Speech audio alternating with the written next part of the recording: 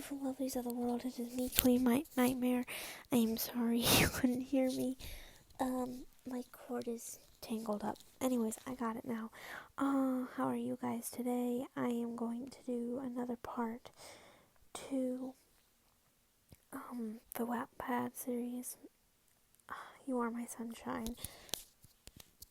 But, I have a shout out today, and it goes to Jane Loves Cats, if I'm right.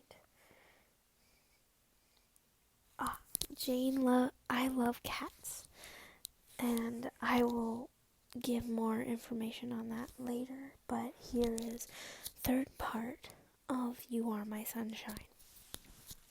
Slughorn was really good and knew what he was saying to the students. Everyone had a chance to answer some of the questions. Much to Hermione's dismay, she was used to answering everything the teacher asked, and even though Snape never really picked her when he needed an answer, it was still shocking to see this. Everybody hated Snape. Well, only Slytherins didn't. Malfoy walked in minutes late. He gave Slughorn a look with raised eyebrow, and Slughorn really waved his hand at him, indicating him to take his seat. Malfoy sat in the back of the class. They were going to brew the potion that was so commonly known as Draught of Living Death. Currently, Slughorn was explaining the asphodel and wormwood, which they were going to use in the potion, and then Slughorn did the unthinkable. As you already know that it's a dangerous potion in its own way, I'm going to pair all you, and you'll be working with each other till the end of the term. Is that clear? Said Slughorn, and everyone waited for him to continue. Now, Figget and Goyle, Thomas and with Crabbe, Weasley with Zimini, Zobbany, Granger and Parkinson. There was an inaudible groan from every student as they shuffled to get their new lab partner. Longbottom and Newt, Potter with Malfoy, and Harry's heart sunk. Why, oh why, did he have to pair with the least person he didn't want to be paired with? He huffed out of breath and gathered his books and notes. He walked towards the back of the classroom. He dumped his everything on the table, sat in his chair with another huff, and tried so hard to not feel the heat that was coming off the blonde-haired git that was sitting right beside him. So he did the only thing that seemed rational at this moment. He opened his book, turned to page 10. He blinked several times to adjust his vision. This year, Harry wasn't going to take potions, but because he didn't get enough marks for the advanced classes. So when McGonagall told him that he was going to take it, he was surprised and unprepared for it. McGonagall gave him the old battered potion book and told him to use it till he could send an order to Flourish and Blots for his potion books. Harry reluctantly took the book, and since last night, he didn't open it. It was battered, dog-eaten, and old. It seemed like it hadn't been opened till the last time it had been used. Harry turned the page around and flipped open the last page. At the small side of the book was written, "This is the property of the half-blood prince." Harry frowned. Whoever the half-blood prince was, he was an idiot to write something in the book. Harry sighed once again and flipped it over to the page 10 once. Writing out the ingredients from it, he felt Malfoy stir around right beside him and cleared his throat. Harry looked at him and carefully masked his face. What did he want?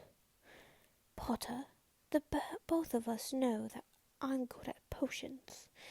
Harry held back a snort. So I think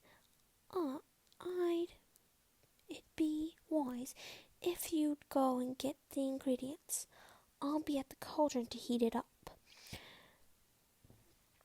Then you'll chop them for me, and I'll add them into the cauldron. Now, get to work. Malfoy's voice was calm and measured, and Harry found himself doing what Malfoy had told him to do. He scrambled up to his feet and walked towards the store door, collecting the ingredients. He walked back to his table with Malfoy, who was heating up their cauldron, and they started to work. Halfway through the process, Harry was trying to cut his saprophyllous bean and kept slipping away from under the knife. He huffed out of anger and breath. Not only the heat from the classroom from his robes was getting on his nerves, the fact that he couldn't cut the bean he felt extremely stupid. Malfoy was watching him with the same expression like before, his face blank, his eyes filled with emotions. Damn it! Harry cursed under his breath as the bean once again slipped away. What are you doing, Potter? I need that bean now, murmured Malfoy, peering down into the cauldron. I'd give it to you if I could cut it, he snapped, but the back of his hand, he brushed away his hair, wiped the sweat off his forehead. He sighed and regained his composure. In the book, it clearly says that it has to be cut. But the previous owner, Malfoy cut him off in the mid-sentence, looking puzzled. Harry looked at his face, as unfazed from the heat and the mess that everyone was feeling. Right next to him, Harry looked like shit. He shook his head lightly and said, Yeah, I wasn't going to take potions this year. I thought I didn't pass, but apparently I did. Harry stopped short and thought of this bizarre situation. Harry Potter was having a civil conversation with none other than Draco Malfoy. He shook his head again and continued, Anyway, in this book it's written that we need to crush it, not cut it. It'll release the juices more. Malfoy furrowed his brow and took the book from Harry.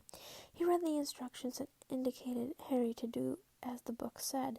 Harry did, and it indeed released more juices. After that, both of them started to use Harry's book for instructions, and at the end of the lesson, they waited with bated breath as Malfoy quickly stirred the cauldron. This was the final stage. The potion was clear, lilac. They had to stir it till it turned the clear color of water. According to the book, they had to stir it counterclockwise, but the previous owner wrote ought to add a clockwise stir after every 7th counterclockwise stir. Harry held his breath as Malfoy did as was instructed. The effort was immediate. The potion turned into clear pink. Harry swallowed hard as he saw the concentration on Malfoy's face. How sure his hand moved over the cauldron. How he counted the stirs under his breath, lips moving with numbers. Then those lips turned upward with a small triumph smirk. The damned potion turned into clear water. What they were heading for. Malfoy looked at Harry as Slughorn called the class to stop. Their eyes met. Harry swallowed hard again, his breathing leaving him once again. So many emotions, so much heat in one gaze, and Harry was the first one to break the connection. "Don't tell anyone about this book," murmured Malfoy, his lips barely moving as Slughorn made his way towards us. First time in history, Harry Potter and Draco Malfoy had a class together, and no one was harmed. Chapter 2. Malfoy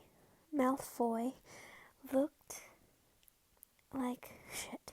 2 weeks later in the morning, when they were having breakfast, Hermione was talking again, but this time Harry didn't tell her to shut up, because it kept her busy with Ron, which meant Ron was busy too. So Harry had all the time he wanted, carefully watched Malfoy. Yes, he looked the same, 10 times worse than he had seen him a week before. After their small conversation and potions, Malfoy seemed to go back to his old self, snappish, sneering at everything that moved, or his face would be a perfect mask of indifference. But on the bright side, Malfoy didn't do anything funny towards Harry, which was good, really good. So Harry ate his breakfast without feeling sick. He even laughed with his friends and made a small talk with Neville, which seemed to be quite distracted, while someone was sitting at the Ravenclaw table. "Why don't you already make the first move, Neville?" asked Harry, and Hermione stopped talking altogether and waited for Neville to speak. "First move? For what?" He blushes. Harry pointedly looked at him. "It's not like that, Harry, and you know it. We are just friends." Just friends? My arse! Neville, you are quivering after her. "Come on," encouraged him. Harry clapped him on the shoulder. I can't. "Do you want me to talk to her first?" asked Hermione kindly. Neville shook his head, looking green. "What's wrong?" asked Seamus, as he and Dean sat beside them. We are telling Neville to do his first move on." Hermione jerked her head towards the Ravenclaw with the blonde-haired girl sitting out there. "You mean you're talking about Loony Lovegood?" asked Dean. He nudged his knee with Harry's, indicating him to look at Neville's face. Neville turned scarlet with anger and mumbled, "Don't call her that. Neville is in love." Seamus stated with the obvious. They all broke into giggles as Neville's face turned crimson.